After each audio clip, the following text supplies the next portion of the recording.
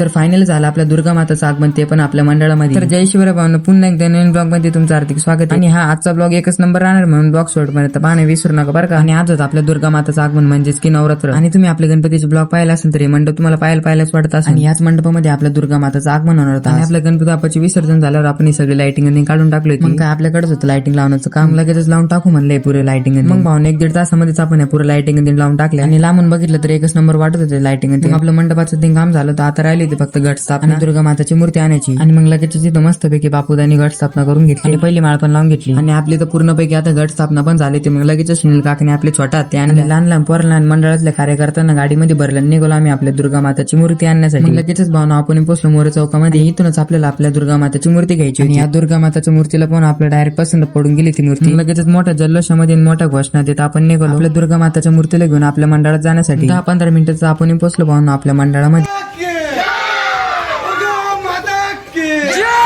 मग लगेचच भावना आपल्या दुर्गा माताची मूर्ती आपण करून दिली आपल्या मंडळामध्ये स्थापन. आणि देवीला हार ओढणी सगळं आपण A to Z आणून घेतलं सामान. आणि हिरवी साडी पण आणली होती आपण. फायनली भावना आपली दुर्गा माता कशी दिसते नक्की कमेंट बॉक्स मध्ये मला सांगा. आणि भावना आपल्याला लवकर आपले 5000 फॉलोअर करायचे म्हणून तुमच्या मराठी ब्लॉगला सपोर्ट करा आणि आपल्या आयडीला फॉलो करून घ्या.